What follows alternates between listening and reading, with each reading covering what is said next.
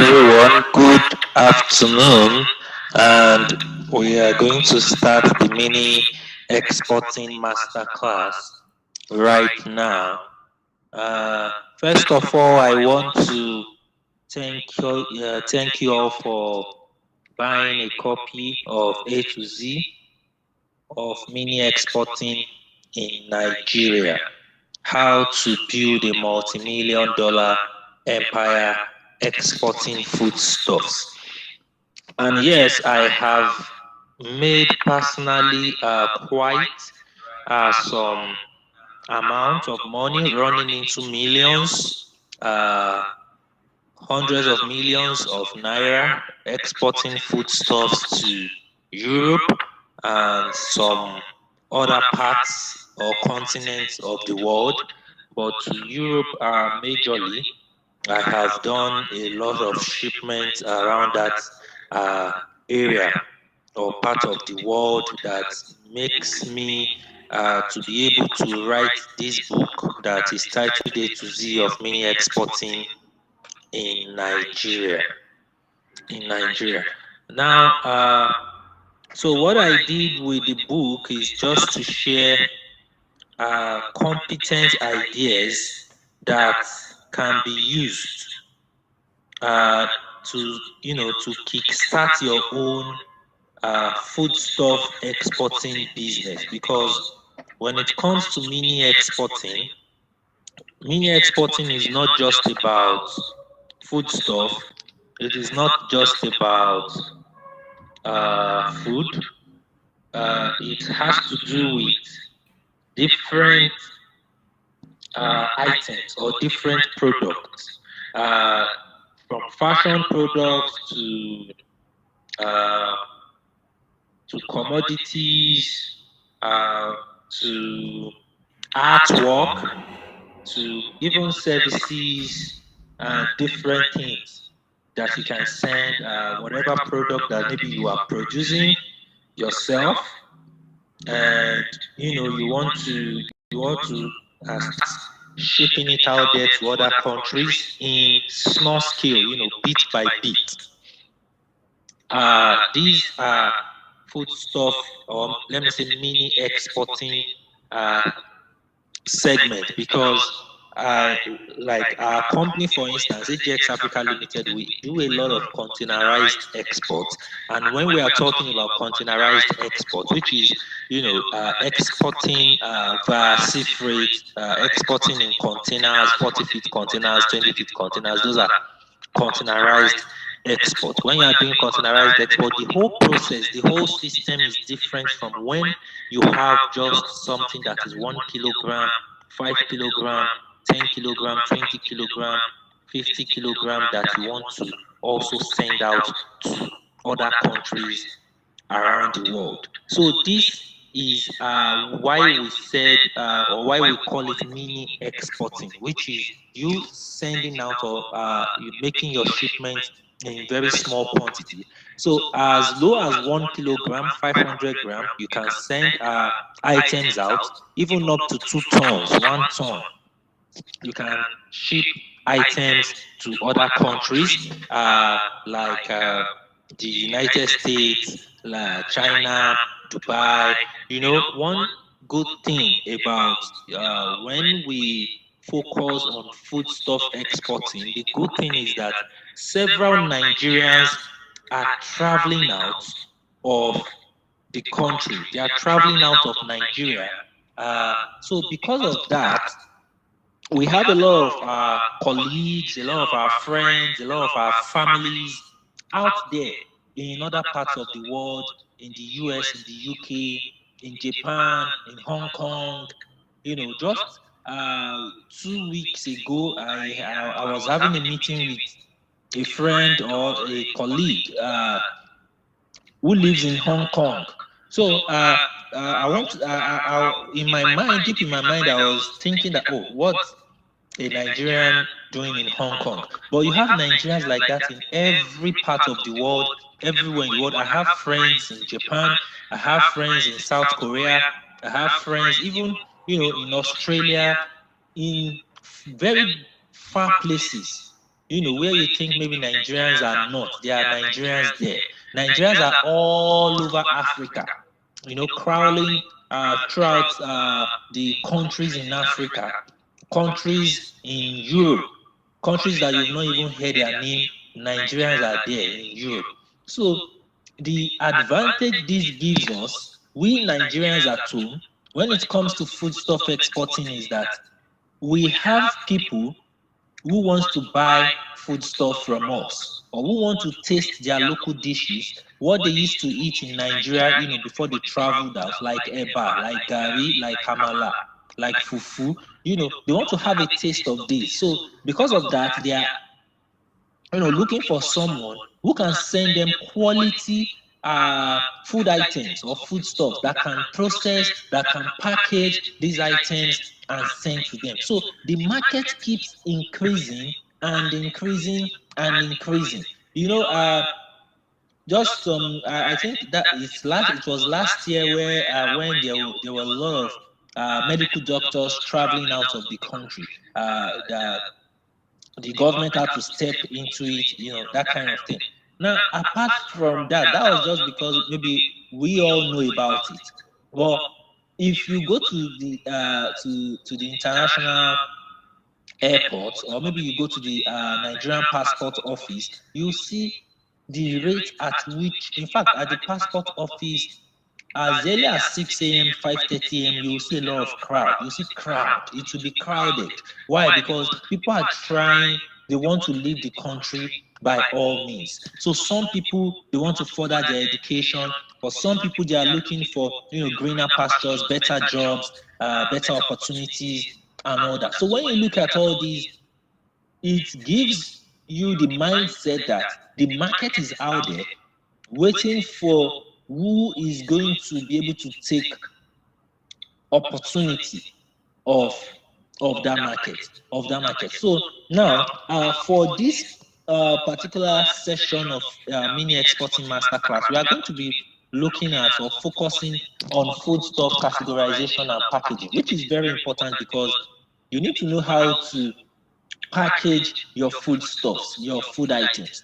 You need a categorization because when you are trying to search for buyers, or when you are looking at, okay, how can I source for buyers, you can try to use, or this information will be of advantage to you, to be able to let them know that, oh, do you want, is it oil?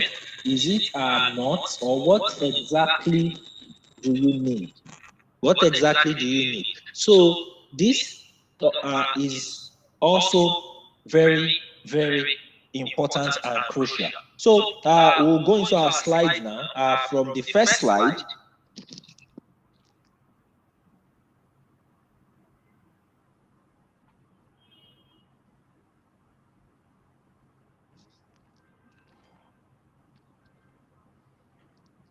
okay, so from the first slide, I will be talking about the overview of mini exporting.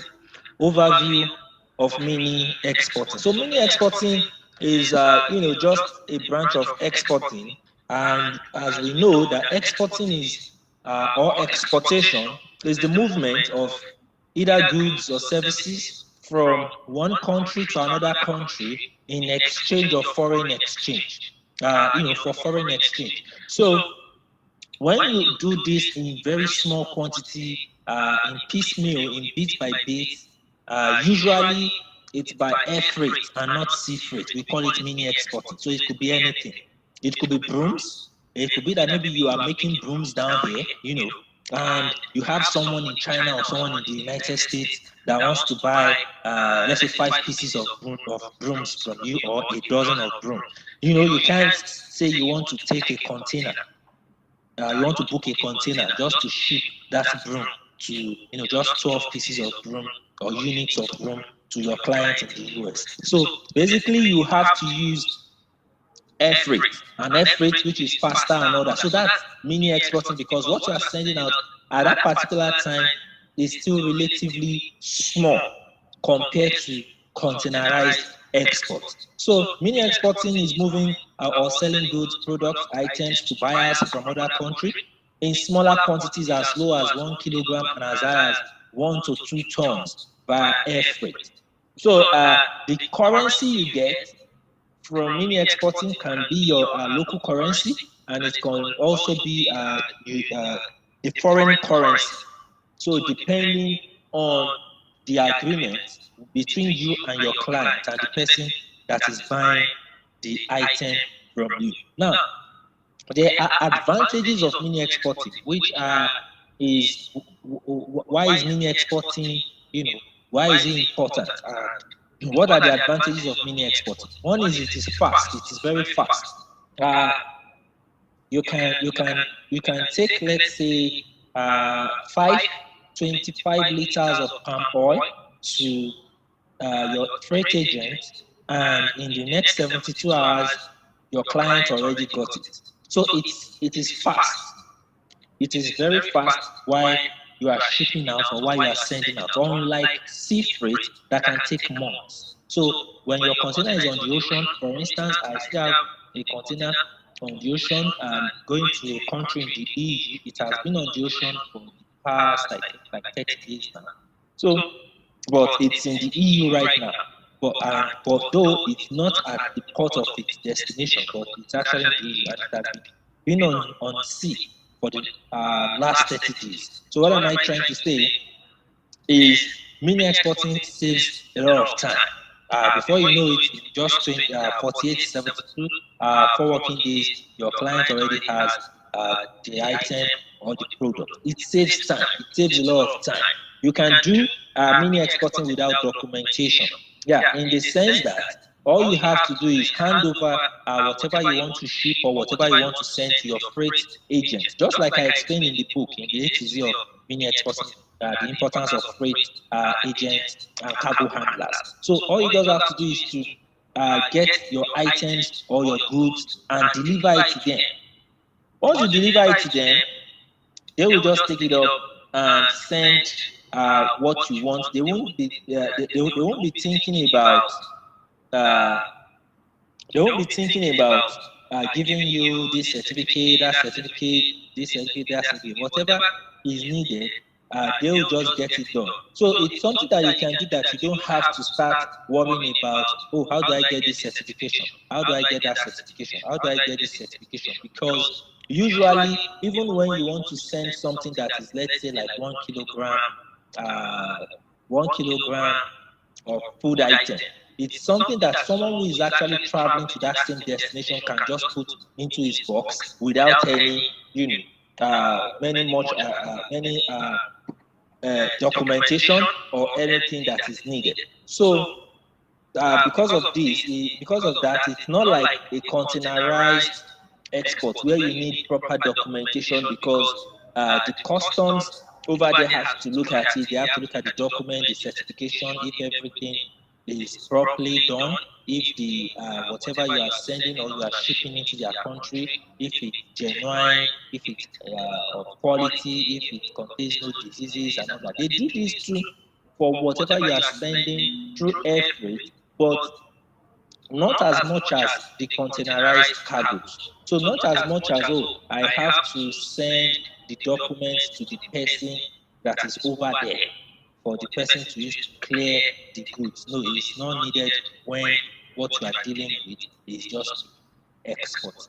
So you make use of air freight in mini exporting, yes, except when it is a groupage. That's when you make use of sea freight. A groupage is just a business relationship whereby two or more people can come together and say, oh, let's put our goods or our items, let's put them together so that it can contain a 20-feet container while we share the cost of the freight, of the logistics to the destination where we want to push it, while we share it among ourselves. So at the end of the day, they spend less and they use safe freight. So that's also like another form of mini exporting, but two or more people have to come together to now use at least a 20-feet container on sea freight. Now, another advantage is you can export every category of items with mini exporting. Yes, you can do that. In fact, when you are sending out fashion items, footwear, the arts, and all that, you can easily tell, whoever is interviewing you that these are items that you want to use for yourself while you are in their country. Meanwhile, it could be something that you want to sell to maybe work colleagues, friends, families over there. So another thing to look at is the disadvantages of mini exporting. One thing is mini exporting is costly. It's costly because now you are sending it through air freight. Air freight is costlier than sea freight. It's not like sea freight that by the time you do your calculation to how much you are paying per kilogram, you see that it actually leads compared to air freight. Air freight can be as high as 5,000 naira per kilogram to make a shipment, as high as 10,000 naira per kilogram to ship to make a shipment, depending on the destination. But when it comes to sea freight, it's very low. The price is very, very low. The only thing is you need larger quantity for sea freight. So due to incomplete or no document at all, you could face stiff reactions from customs. Yes, customs, depending on the country where the items are going, depending on the customs that are working during that period, you know, some of them can just look through your product or the item or whatever you are bringing and feel like, oh, my instinct tells me it's bad, or my emotion just tells me this is not good for our people, or this is not good in our country, and they will remove it, and it will be like there's nothing that you can do about it. So this is also another thing about mini exporting. Like the UK, for instance, the UK can actually accept a product today, and tomorrow they might tell you they are no longer accepting that product anymore. So foodstuff exporting, just like what I was saying earlier on at the at the start of the class, according to the World Bank data in 2018, the Nigerian diaspora remittance was $24.31 billion. In 2019, it dropped to $23.81 billion, and in 2020, it fell to $17.1 billion. Now, the reason why I quoted this data in the book is that I want you to understand that when it comes to Nigerians in diaspora, the amount of money that comes back to our country from them is not small. Is not a small amount of money.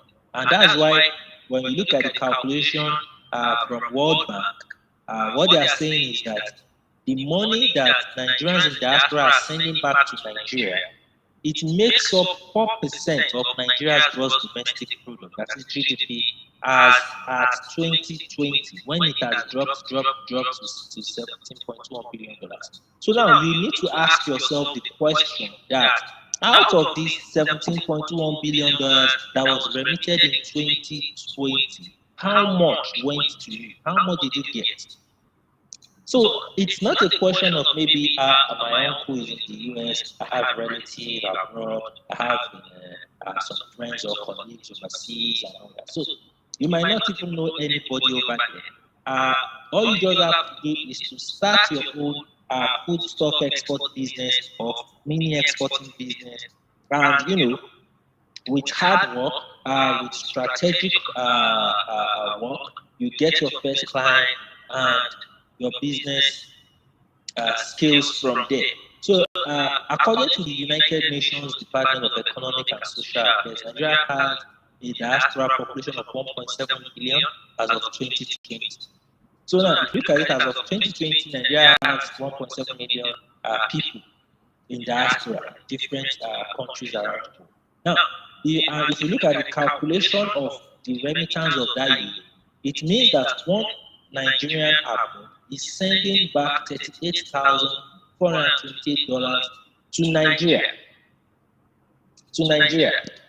These across those 3 years that was calculated. So just look at that. So if one person is sending back 38,420. That's run money. Calculate it right now due to inflation. Let's multiply by 500 to see how much that is.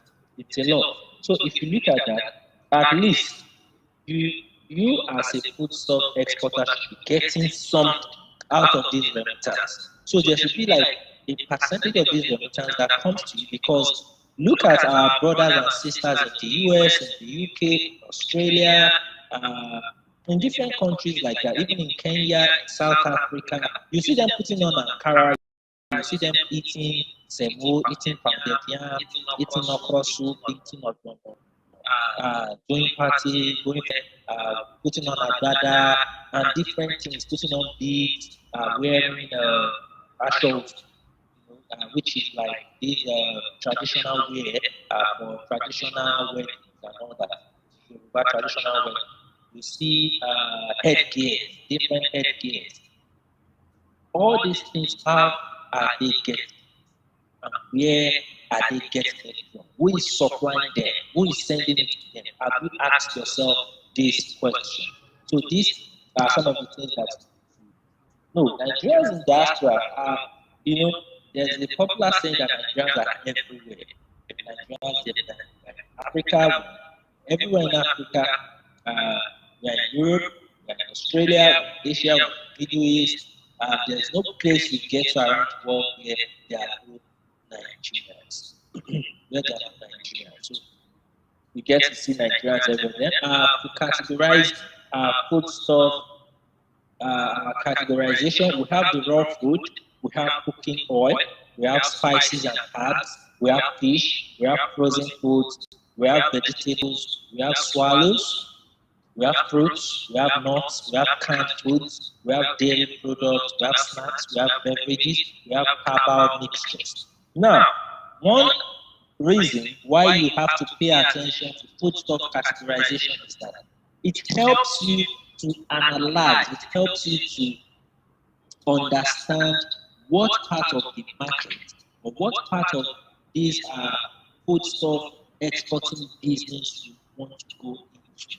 Do you want to focus on raw food or cooking oil or herbs and spices or fish or frozen food like frozen steaks? I have some friends, some colleagues that the only thing they do is frozen steak. They don't do any of that. What they ship is frozen steak. So when you need frozen food in the US, Canada, different places, then frozen food. So they have a very large order that can fill in 20 feet repack container and they put their steam inside and all that. Package it very well, very so now, at the same time, when you come to this slide, seafood, nuts, canned food, dairy products, snacks, beverages, herbal mixture that's good like yellow bitters, orange bitters, those red spice bitters, color colored bitters. All these bitters, they are exported. Yes, we send them out of the country. Other countries that are very yeah, about so now foodstuff categorization. Under the raw food, we have beans, we have rice, we have garri, we have plantain, potato, and I think just about six, yes, six of each, so that we just go through six of each. So for foodstuff export, well, there is no limitation to you just focusing on some or saying maybe you can't export, there are some things you can't export. That kind of limitation does not exist in foodstuff exporting. And that's why I listed everything across like this slide, so that you know that you can actually export everything. So if you wish to, you can export everything. And if you wish, you can export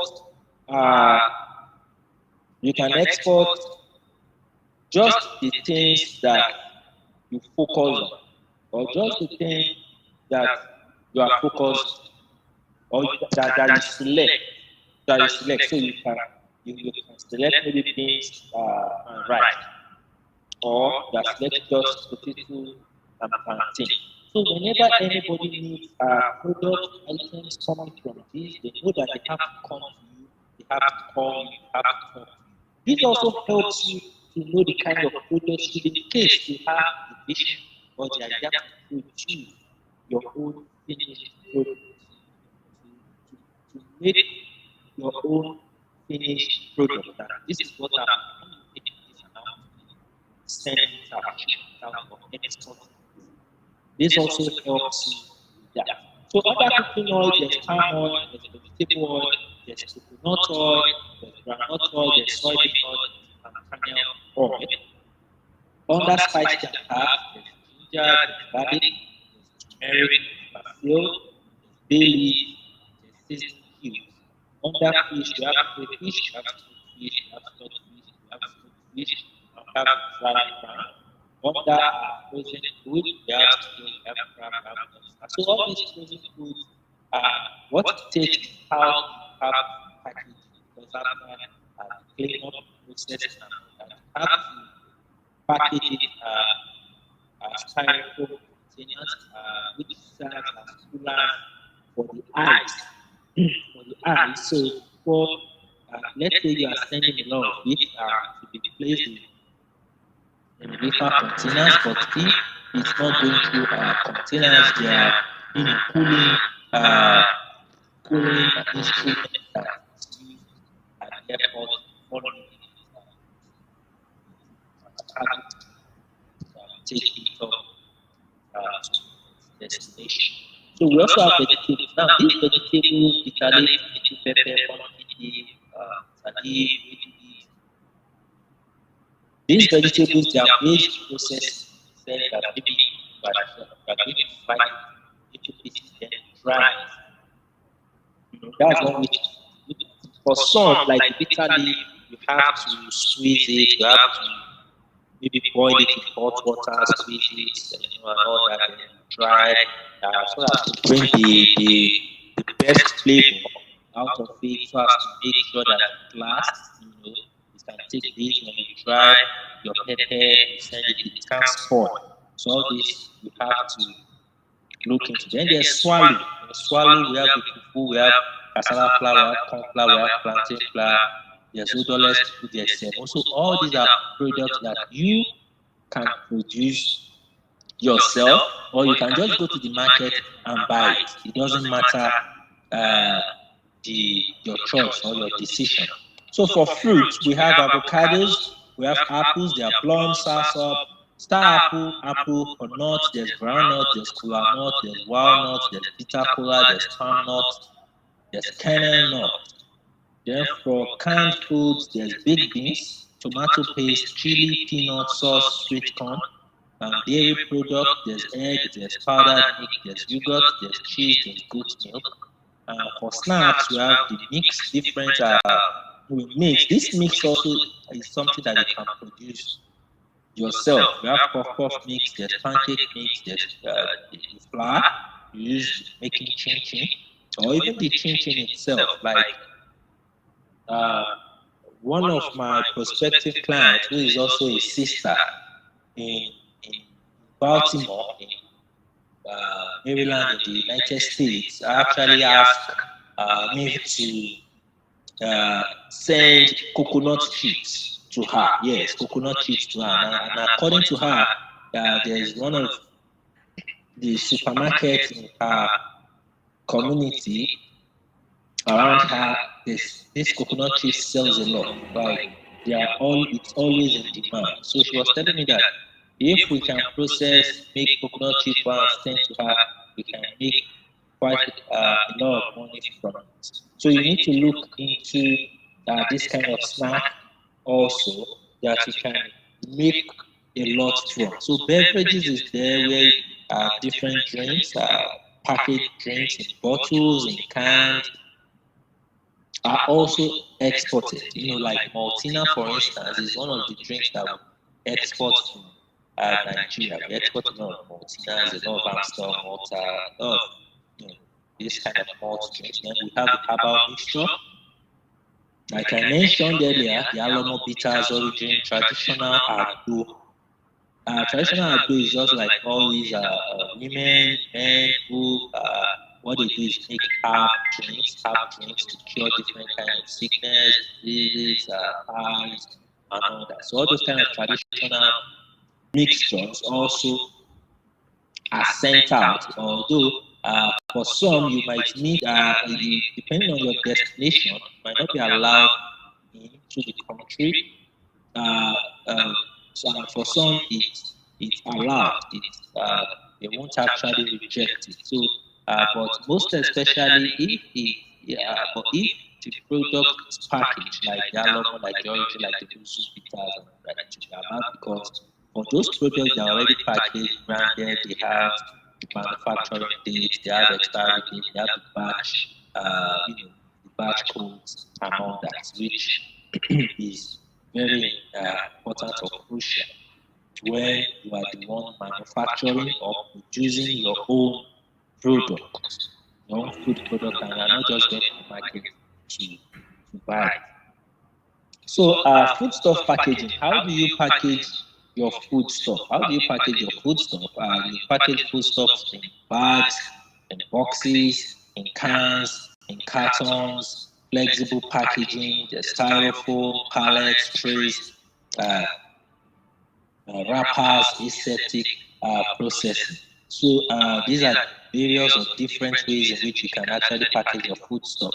But one thing you must first understand before going into packaging your foodstuff products or items is to first know how to process so as to preserve it for long term, for long term preservation. Do you have to oven dry? Do you have to sun dry? Do you have to maybe mix it, the item with pepper? Do you have to, is it like it has to be, maybe you have to first boil the item before drying it? So all this you need to first understand how to do it or how to make it. For some, you have to put salt into it. Maybe you have to, after washing, rinsing, then maybe you have to spray some little salt on it before you now go into packaging. And so all this you need to get right. So for aseptic packaging, it's usually made of paper and aluminum mixture with a layer of polyethylene. It's used for food that needs to stay sterile, such as milk, such as drinkable products containing milk, liquid eggs, processed food that requires long preservation of time. So just like all these, what you see when you are buying milk in cases, in kind of cartons, you see those packaging materials the way they used to be. It looks like they have polyethylene on the inside. Inside is, but outside you are seeing carton, and the drink or the liquid or whatever is inside will be there to stay a very long time. Because in the processing, before it was put into the processing, after the product and process the liquid and all that, air mustn't come in contact with another, maybe flies, insects, and all that must not come in contact with. So once it goes into that container, it's sealed off completely from outside air. So those food items need to stay sterile, to stay away from contamination so that it doesn't spoil. So you use aseptic packaging for those. So this packaging also, when you go to all these packaging companies around, let's say Songwater, around Nueva and all that, they can do this packaging for you depending on what you are shipping out or what you are sending out there. Bags are made of tin and usually plastic material to prevent the food from coming into contact with the air and environment. So for bags, these nylons, some of these nylons, they have, you can just open them, put whatever you want to put inside, then you seal it at the top yourself. You just seal it at the top. For some, you can use external sealers to actually seal it off. You can use it for snacks like chips. You can use it for fruits and vegetables. That is dried fruits, dried vegetables. You can also, yes, dried fruits and vegetables, because you can take your fruits through different process of drying before actually now sealing them off inside the nylon and sending them out. Boxes are very common. We all see these boxes around. So boxes is one of the most common types of food packaging. They can be made with wood, fiberboard, or metal, making them more resistant to damage. They are commonly used for foods like cereal, frozen pizza, snacks, crackers. So boxes also is something. For instance, boxes are used in exporting yam. So the boxes are constructed in a way that it has a lot of air. A lot of air can actually come into it. So you see medium yams being cleaned up, placed into it with good air space and all that. So boxes are actually very, very good for whatever has to do with tubers that you want to send out. You can also use it for cereal. Depending on the way the box is structured. So if you are using for cereals and all that, it could be like something that not much air can actually enter into it. Then we have cans. Cans. We have cans for liquid, for solid, for vegetables can be in cans, fruits can be in cans, soup, meat can actually be in cans also. They are best at preserving food and proteins from the life since the container is open. So that's one thing about cans. So cartons are made from okay. So for the carton that we just said now that they are made from corrugated cardboard, they can be coated with plastic or paraffin for durability against moisture. That is on the inside. So they are available in many packaging styles. We have the egg cartons. These cartons have egg-shaped molds that keep the egg protected during transport. So we have cartons that are egg-shaped, like they protect your egg and all that during movement, so it doesn't shake, it doesn't move around, breaks easily.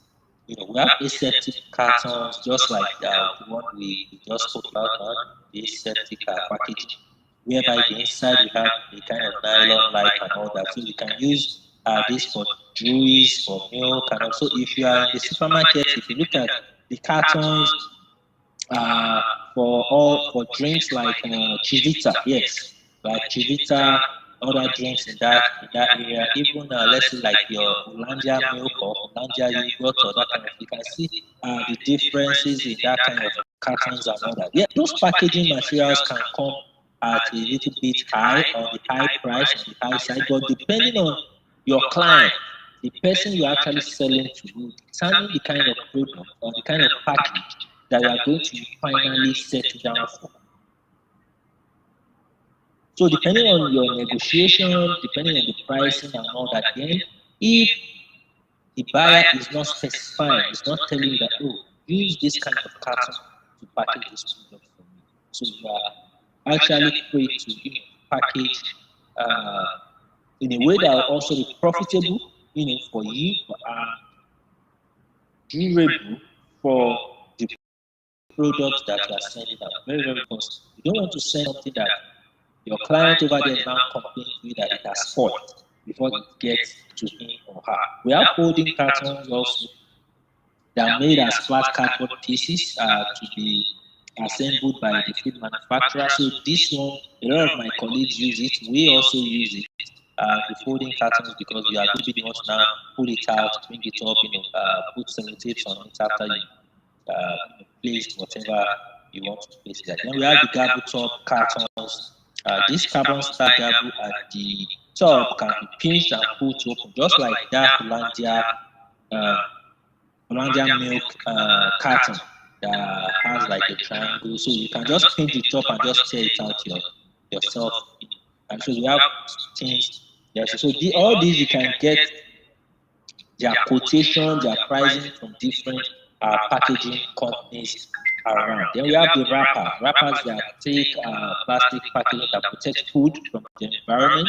So let's say what you are sending out is like candy, is granola bar, is maybe like cake, in form of cake that is, oh, this cake can take up to 2 weeks, even 3 weeks before it maybe spoils or anything, or even a month.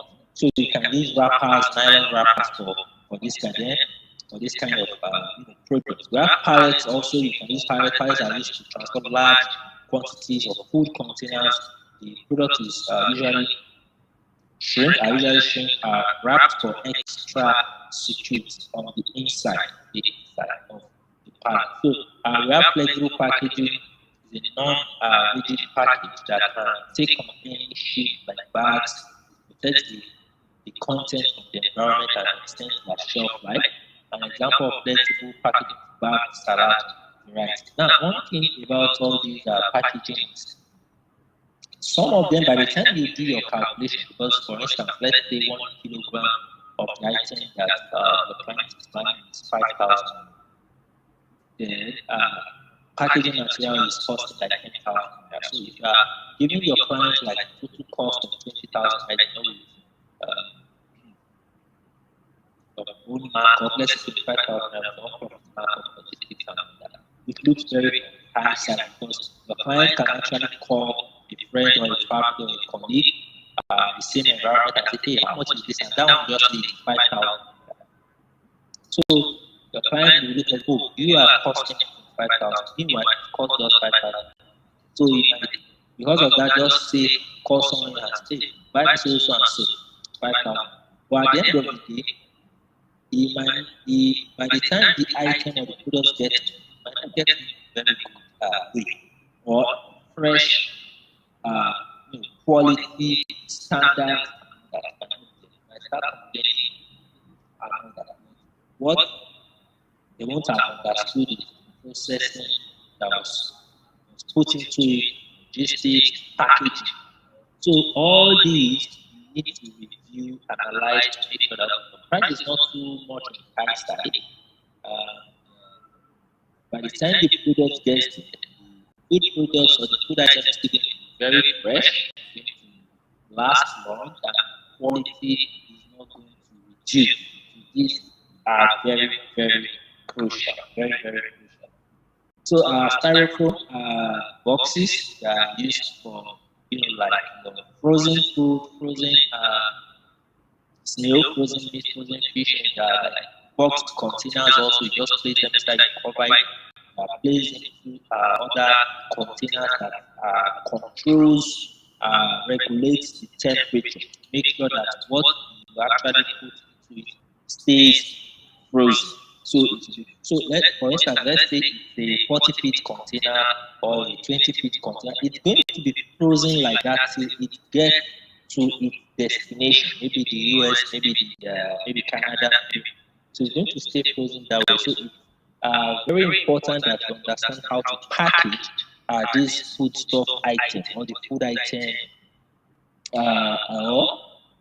and how to categorize for your own production, which is one, and two, in sourcing for buyers for your export. So I'm going to take questions on our school line, on the Lagos School of Export Management line, which is 09058681595. Most of you already know that.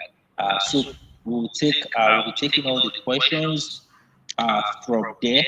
So thank you for buying A to Z of Mini Exporting. Next week we are going to be having going into our 7 days masterclass based on A to Z of Mini Exporting in Nigeria. Thank you very much for your time and have a great